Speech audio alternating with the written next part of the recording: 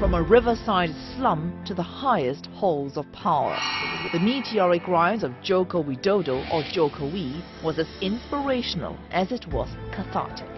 Yang paling penting, kepercayaan rakyat masih tinggi. For us, especially for me, Jokowi is a new hope. Why? Because he has a unique leadership style.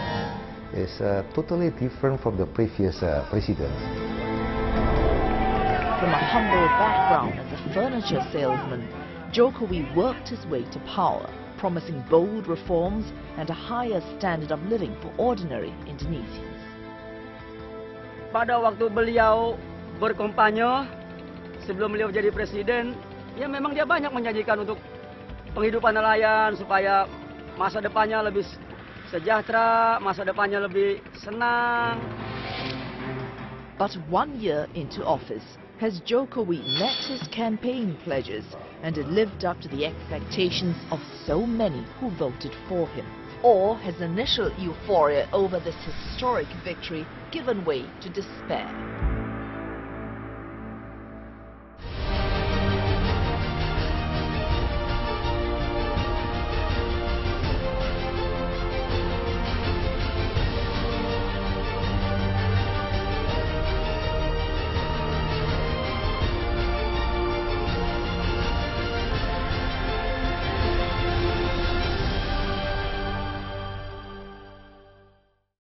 Salam dua jari, jangan lupa pilih Jokowi. On the streets of the crowded historic town of Kota Tua in Jakarta, street musicians still belt out Jokowi's famous campaign song called Salam Dua Jari or Two-Finger Greeting.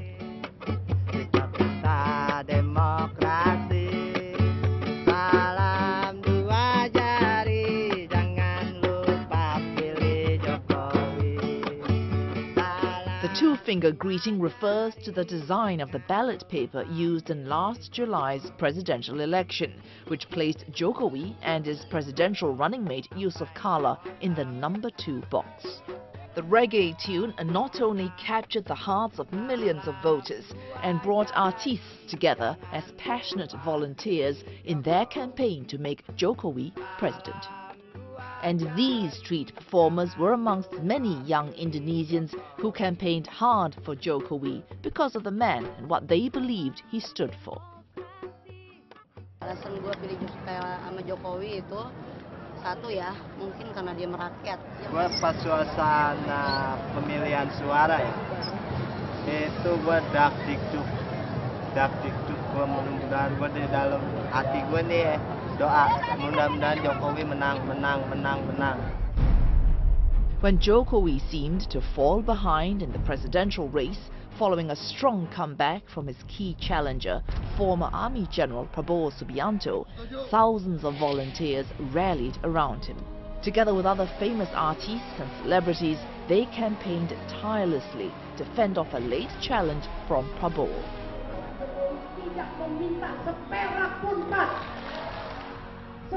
A giant rock concert was held in Jakarta, attended by hundreds of thousands of supporters, all determined to help propel Jokowi to victory. There is a higher expectation to him at the beginning.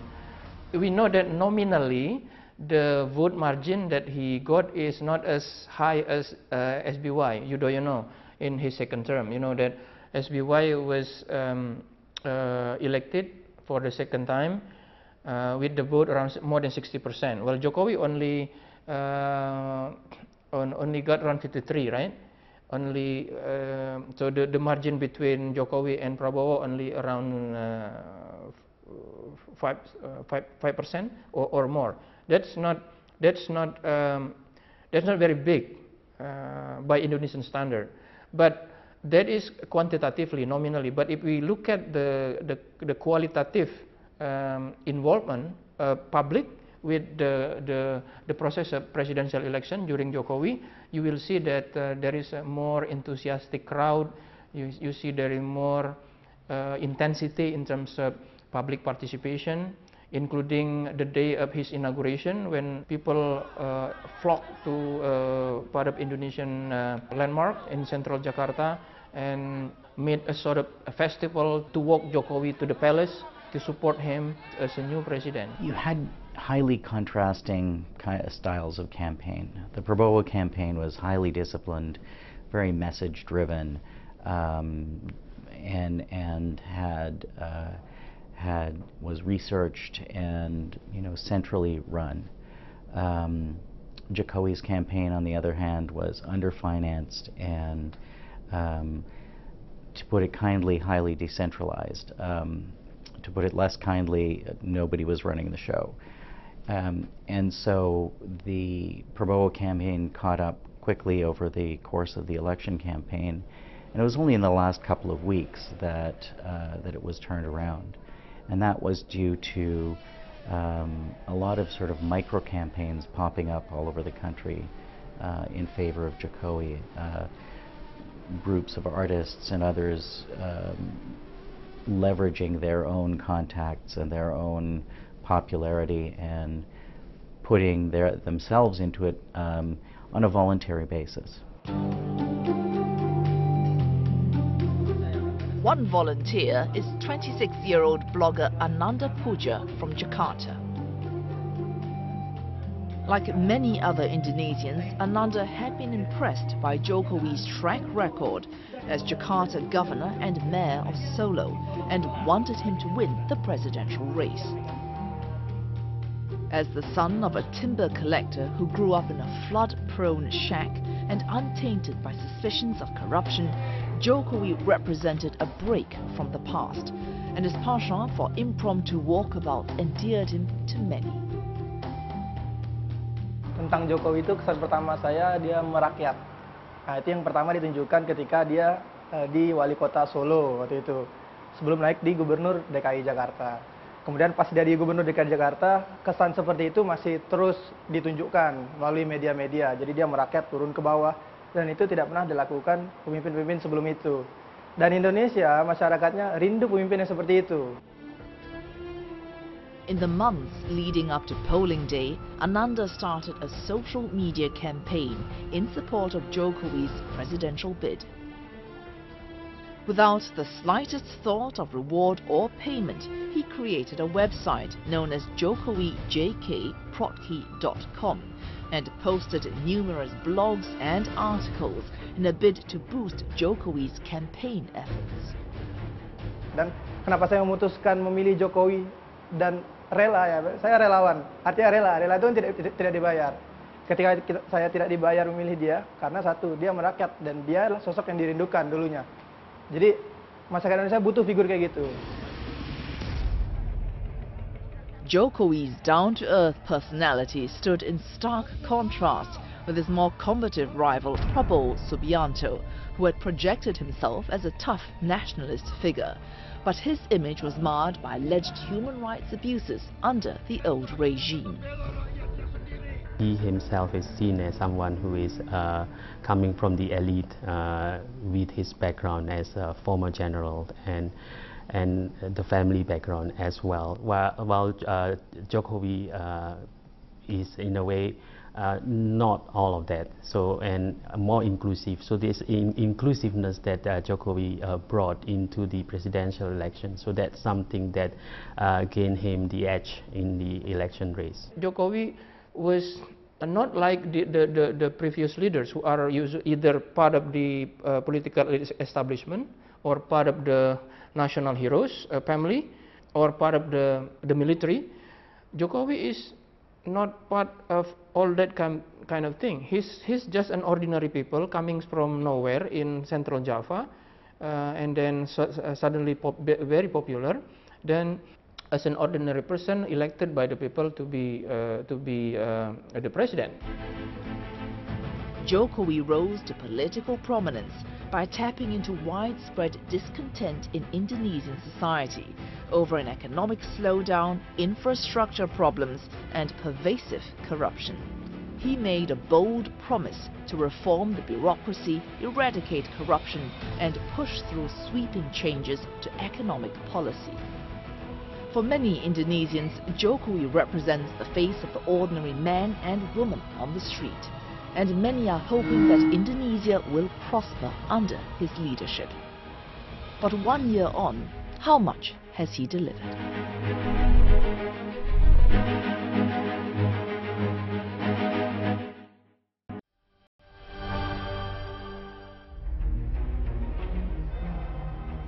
On October 20th, 2014, Joko Widodo, or Jokowi, took the oath of office as President of Indonesia.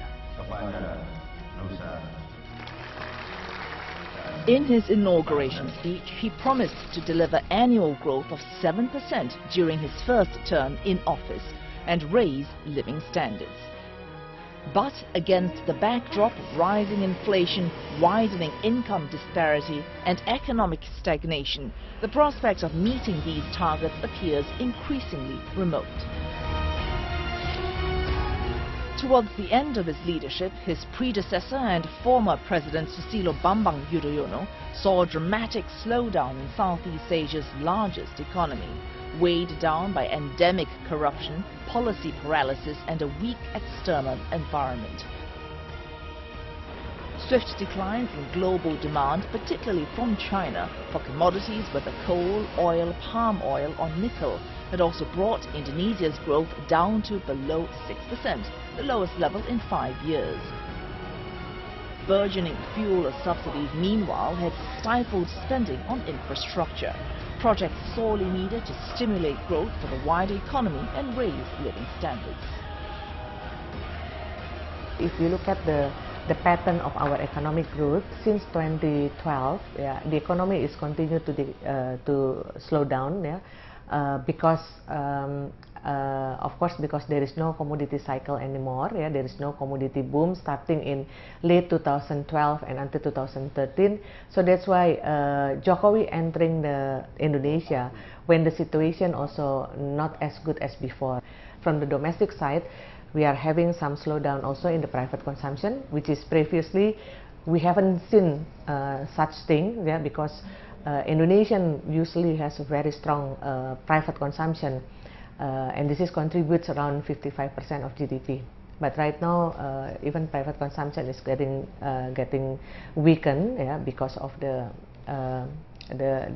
declining of commodity price itself. Toward the end of SBY's government, the Indonesian economy is slowing down for the first time in history since 2012 or 2011. I think since 2012, Indonesian economy grew only below 6%. Before that, it's always above 6%, and since then, the economic growth has been less and less. So people have a high expectation of Jokowi to fix this economy. 59-year-old Sudamak Sonjoto is the chairman of Garuda Food, a food and beverage company in Jakarta.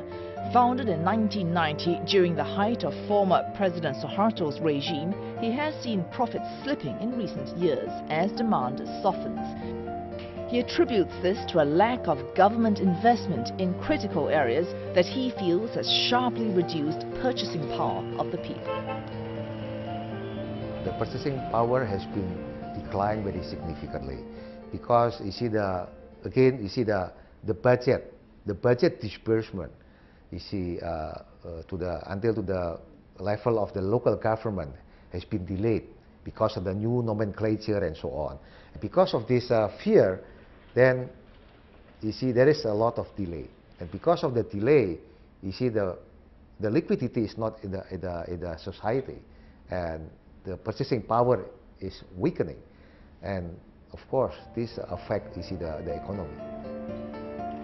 Over the past 2 decades, Sudamak has also had to deal with cumbersome red tape and widespread corruption. Just to get a business license involved going through many departments.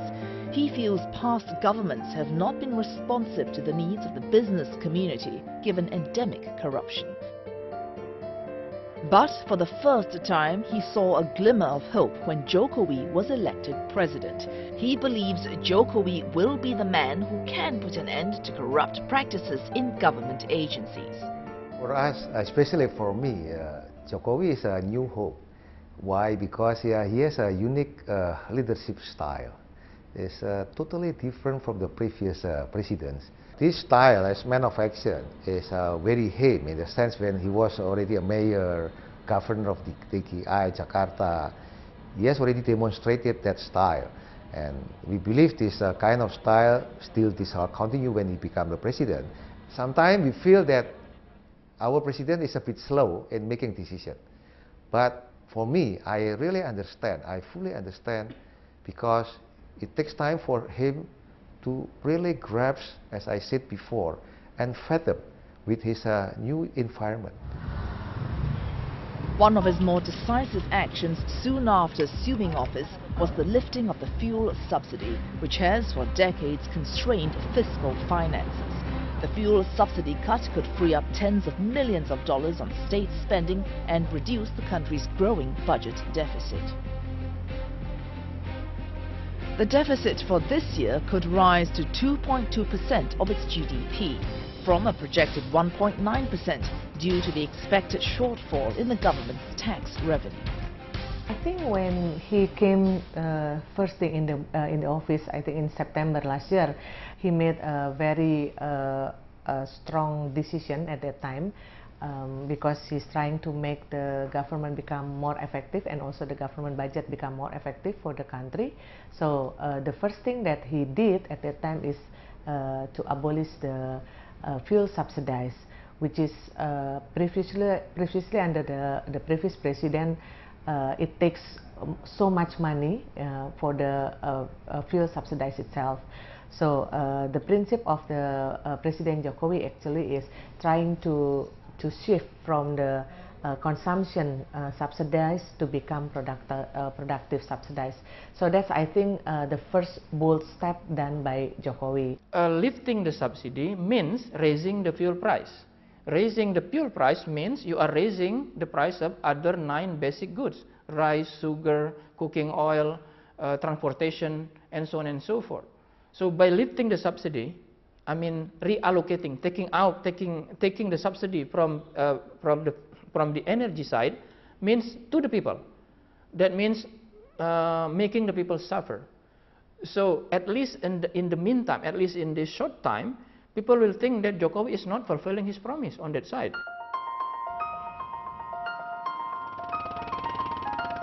55-year-old Shakir, who hails from North Jakarta, has been a fisherman for the last 40 years.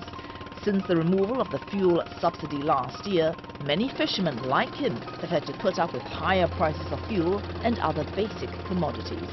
And that has made him reluctant to take his boat out to sea as often as he might wish. Jadi kami ini nelayan nih nggak menikmati BBM subsidi, jadi malah lebih yang mahal. Ya kesian ini rakyat kecil nelayan, terutama nelayan ini udah pada menjerit karena segala-gala itu kan kita istilahnya kita melaut, belanja semua serba mahal semua. Sedangkan harga ikan kalau nelayan tuh kalau banyak kan murah jatuh harganya. Sama juga dengan petani, kalau lagi nggak panen mahal, kalau panen harganya anjlok. Compounding the worries is a slowdown in global trade. Chinese demand for commodities is also falling. Indonesia now can no longer count on exporting resources. President Jokowi's actions on the ground have failed to keep pace with his aspiration to revive slowing growth. Many of his plans to improve infrastructure have not materialized. 8 months into the fiscal year, the government has only disbursed 20% of its budget for public spending. And that has triggered complaints from the business community, who feel the government has failed to re-energize and reinvent the economy. The liquidity is not in the society, and the purchasing power is weakening. And of course, this affects the economy. The money is already there. Why don't we spend it? As long as they do not make a corruption, why should they are afraid? Spend it in accordance with the procedure that they have to do. We have economic growth below 5%. Part of the reason, according to economists and also the government, is because the national budget is not absorbed as fast as it should be. Until June, I heard that the national budget that's supposed to be disbursed to many projects, including infrastructures and others projects, only absorb around 20%, which is very low. So all of these external factors plays a role, and maybe Jokowi is caught in a wrong time, in the sense that there is all this global economic crisis that is playing on. But we cannot always blame on that, but it could be also partly because of his policy, like for example, increasing government spending that would stimulate the economy. So that's something that he would be able to do to actually complement, to make the economy grow faster. But signs so far have not been encouraging. The Indonesian rupiah has sunk to levels not seen in nearly 2 decades. Jakarta's stock market is also one of Asia's worst performers. Growth slowed to 4.7% in the first half of the year, far below the projected 7%. Opposition politician Fadli Zon feels the lack of government initiative to stem the slide is partly responsible for the current state of affairs. The policy intervention to tackle this rupiah depreciation against the US dollar and also other currencies, that is most important. And we have seen the effort is not there, and also the policy has failed so far. This first package and the second package also not succeeded in slowing down the depreciation of rupiah. And now rupiah is in the weakest since 1998, yeah. So it's not about external factor, but also the policy intervention. Actually, our domestic market power is very strong still, yeah. We have very powerful domestic market. So if the government really try very hard, yeah, to focus on the domestic market, then I think we can still maintain better economic growth than 4.6, 4.7. Nobody expect the global economy going to be like this. I'm not trying to blame the what happened with the global economy, but this one, whether you like it or not, affect toward our economy. A year after assuming office, the warmth and optimism surrounding his presidential victory has gradually disappeared, and Jokowi's feel-good factor is fading fast. Can he rely on his new cabinet to follow through on his promise of reform? Or will his popularity slump even deeper in the months and years ahead?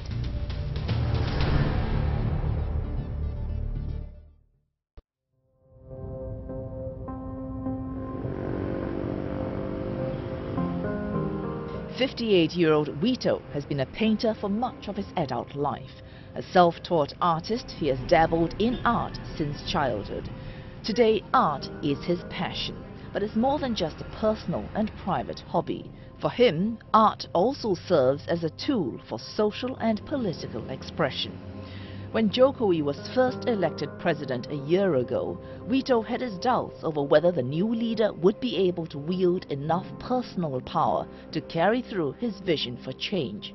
Through his paintings, Wito depicted Jokowi as nothing more than a puppet of the 67-year-old former president and leader of PDIP, Megawati Soekarnoputri. Secara pribadi, Pak Jokowi tidak mencalonkan diri sebagai presiden, karena beliau masih menjabat sebagai gubernur DKI kan. Nah, ketika ada mandat dari ketua partai PDIP, bahwasanya Pak Jokowi didaulat untuk mencalonkan sebagai kandidat presiden. Disitulah Pak Jokowi akhirnya menerima daripada mandat itu sendiri. Dan ketika itu terjadi, langsung saya visualkan dalam bentuk karya saya, karikatur Bu Mega memegang wayang itu. Coming from outside the political oligarchy, Jokowi cannot draw on connections with either the military or the politically powerful families in Indonesia. So, although he can be said to represent a clean break from the past, that also means he has limited bargaining power.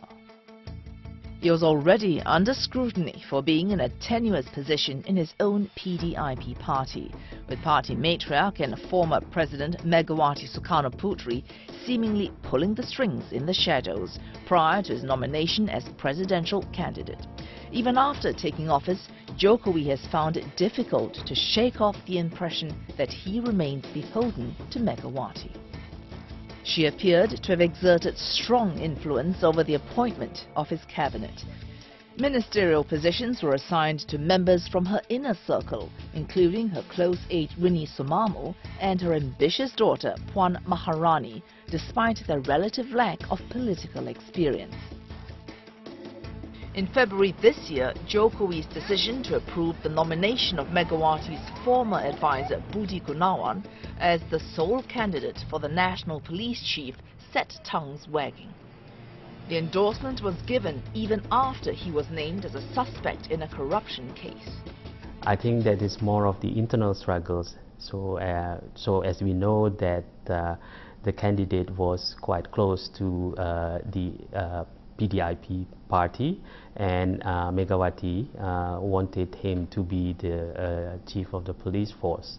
But at the same time, we also knew at that time that he was implicated on a series of scandals, although it's not really proven, but he was under investigations, and that's kind of putting him in a dilemma. So on the one hand, I think he has to please the PDIP, the political backer, his political backer. But on the other hand, he also needs to think about his image to the Indonesians. Following public outrage, Jokowi finally retracted his proposal and appointed Commissioner General Badrodin Haiti instead. But to many Indonesians, the damage has been done. If anything, his reputation has already been marred by his apparent inability to break free from the shackles of his political mistress. PDIP feels that they have the most cut, or they had the most share in putting Jokowi in the presidency.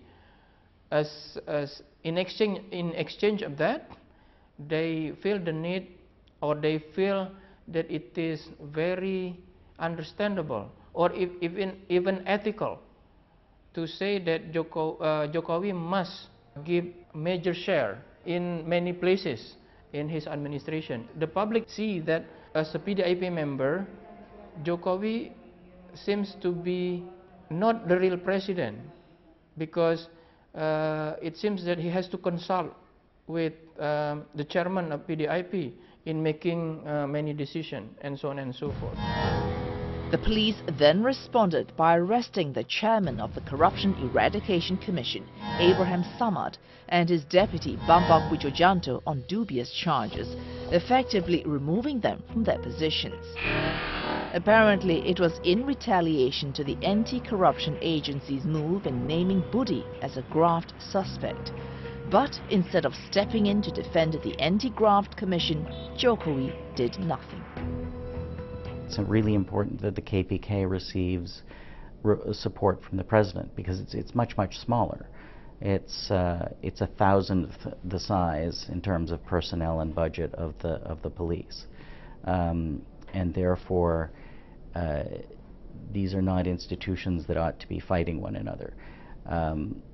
At the same time, the president needs to make it clear that corruption within the police is not going to be tolerated. He does not yet show 100% yet that he is 100% behind the corruption eradication agenda. Public support for Jokowi began to slip more obviously when it became clear to the people that only 19 of the 34 members of Jokowi's cabinet are professionals. It's a departure from Jokowi's bold promise to have a cabinet filled entirely by technocrats instead of mediocre political appointees. Almost half are politicians from parties in his great Indonesian coalition, made up of Islamist parties PKB and PPB, Nasdem and the Hanura Party, which holds only 37% of the seats in the legislature. I think from the beginning, the formation of the cabinet is not the dream team. The formation of the cabinet is not professional cabinet as he promised, yeah. But I think less than half are political parties. It's a political appointee. Balancing his promise, which seems to favor too much on the public, at this, with the fact that he needs the partisan power from political parties, especially the ones in parliament, to govern more effectively. So that is a very delicate challenge. And in fact, it seems that he knew very well about the challenges.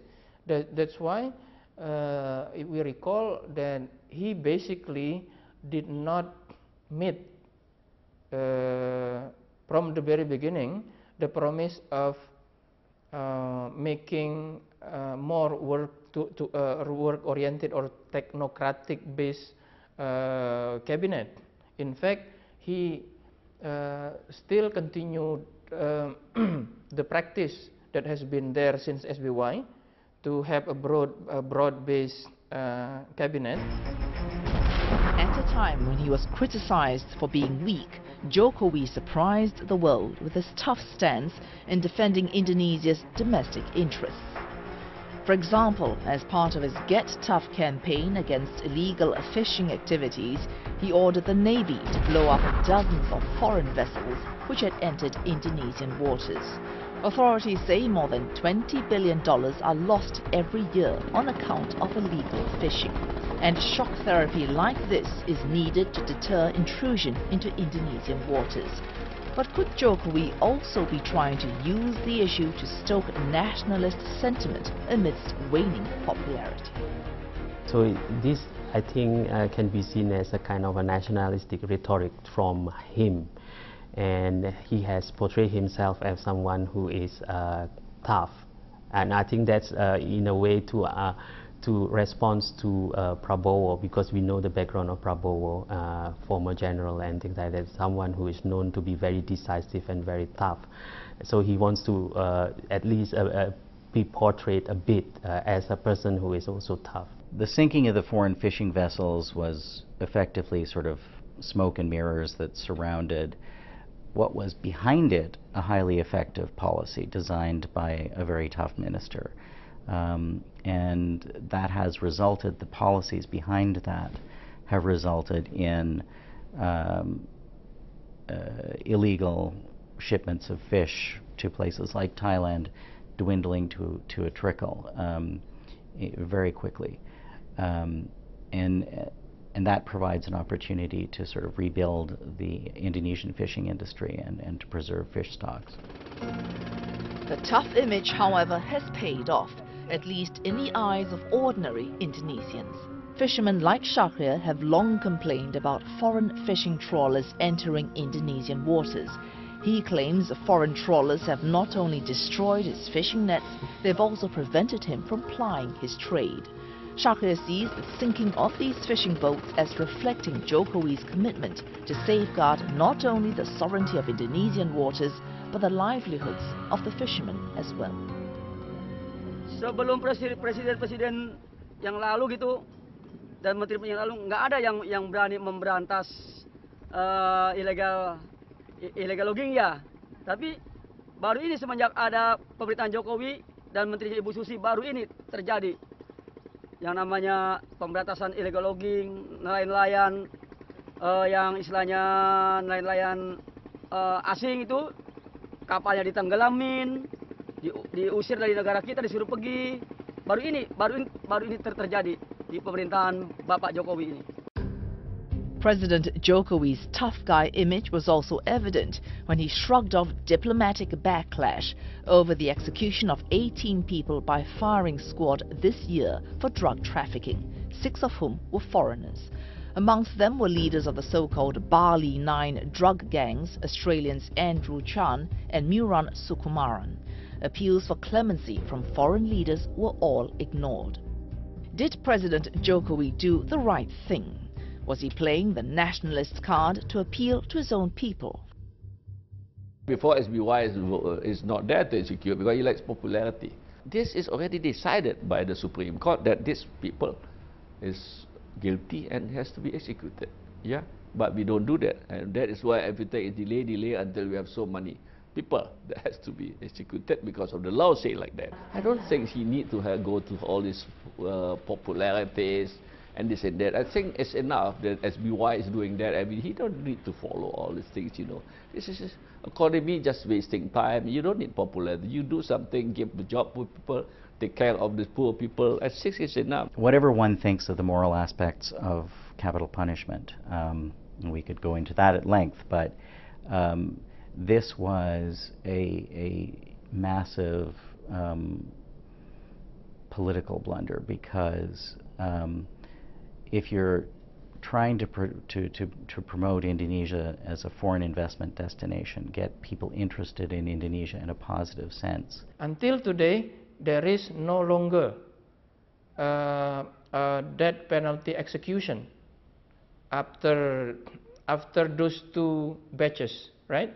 2 rounds of death penalty execution, and we don't hear yet when they will do it again. We can say it is much more symbolic policies rather than substantive in terms of the death penalty. The honeymoon period may well be truly over for President Jokowi. The man who just a year ago was idolized by many of his fans is losing some of his shine. The economy does not appear to be in good shape, and his popularity has taken a steep tumble. Is there anything Jokowi can do to reverse the slide and put Indonesia back on course?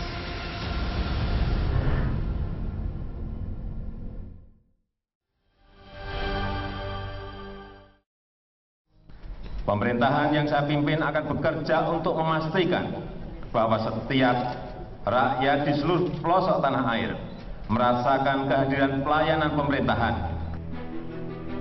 What a year it has been for President Joko Widodo, who assumed office in October 2014, on the promise of delivering clean, open and efficient governance.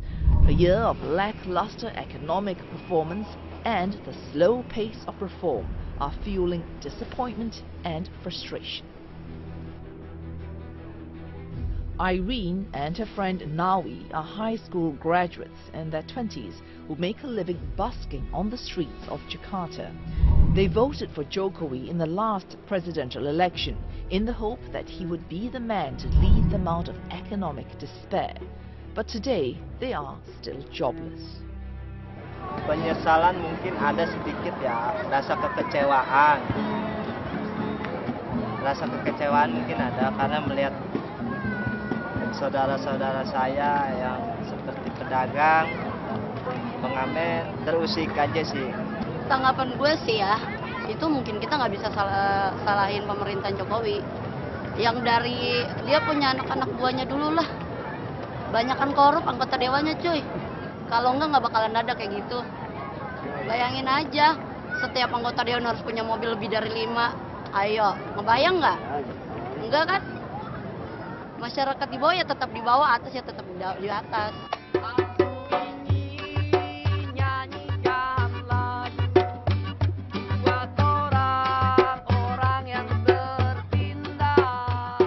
He's running against time and he has lost the momentum because people really see him, at least his supporters, with high expectation, great hope, boom of hope, but then the realization is resulting the economic hardship for most of the people. Saya kira kan bukan hanya Indonesia yang mengalami ini, semua negara mengalami perlambatan ekonomi karena ekonomi global yang melambat, karena yuan di China, kemudian juga karena kebijakan Federal Reserve, the Fed, ya. Dan yang paling penting kita di Indonesia bisa masih dalam posisi kita mengendalikan ekonomi di dalam negeri. Kalau kita lihat inflasi kita juga masih sangat baik.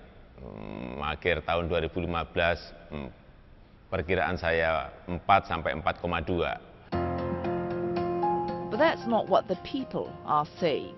According to an independent survey, Indo-Barometer, Jokowi's popular ratings have plunged from the highs of 74% when he took office in October last year to 46% in September. Many blame Jokowi for failing to create enough jobs and fight corruption. There is a growing disappointment about his leadership style because people want him to be more decisive, want him to be taking the commanding lead, because there is an impression among the public that he is followed too much the leadership of the political parties around him. In this polling, we understand the rating a little bit declining because of the number one is the rupiah, the currency depreciation. But if you look at now the last 2 weeks, I think we rebound. Look at now much better. If you see maybe the result of the polling next month, gonna be different. But Jokowi has already started to reassert his authority with moves to reinvent his presidency. In the recent cabinet reshuffle, he dismissed 3 ineffective ministers, blamed for problematic policies that had driven investment out of the country. Within government, there's been a cognitive dissonance, a difference between the president's expressed desires, that is, attract investment to private sector investment to large-scale infrastructure projects, and at the same time line ministries issuing regulations that drive away that same investment. And that's, I think, a significant problem that they've had. He brought on board several ministers with a proven track record to help him realize his vision. Amongst them, a widely respected former central banker, Darmin Nasution. He's now the new coordinating minister for economic affairs. Darmin is known for his extensive experience in the economic bureaucracy and also comes with a reputation for honesty and competence. Another key appointment in his cabinet is Mr. Luhut Panjaitan. He is now the new coordinating minister for political and security affairs. Like Darmin, Mr. Luhut is also known to many as a competent administrator. I don't think that he has big worry right now, because I can assure you, everything already, we are identified the problem very much, and we are working on any problem. We address any problem very well. So I don't see any specific worries of the president. He's very confident that we can fix the problem. This reflects 2 things. Number one is that Jokowi needs more political grip in coordinating the ministers outside of the economy. At the same time, he needs somebody who he trusts more. You are not capable to do the job. This is according to what I see that what Jokowi is trying, at least to please first his coalition, that he is not making noises later on in the parliament or this and that. But at the end now, he is in charge to do everything, and he can change everything that is, according him, is not working as what he likes, with all the targeted this year. With just a little over a year into office, it's far too early to offer a definitive assessment of Jokowi's presidency.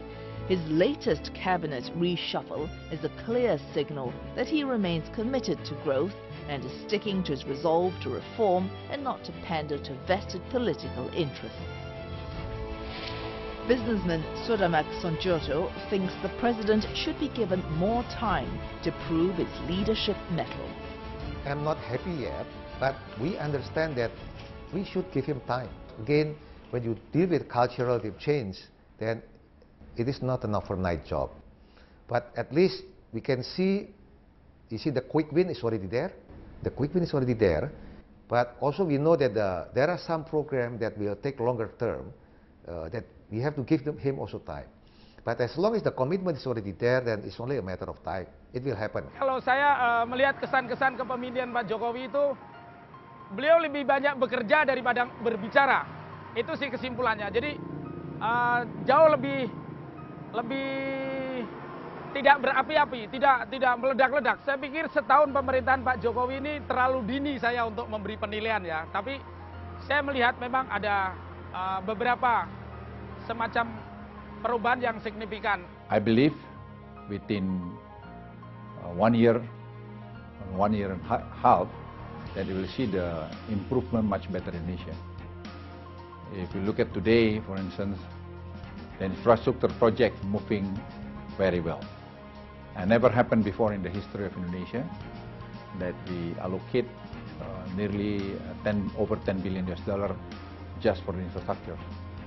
So from Sumatra to Java, Kalimantan, Sulawesi, and Papua, and Ambon. So there are so many activities over there. Kita berharap tetap kami ingin tumbuh di atas 7%. Mungkin bisa saja setelah 3 tahun atau setelah 4 tahun.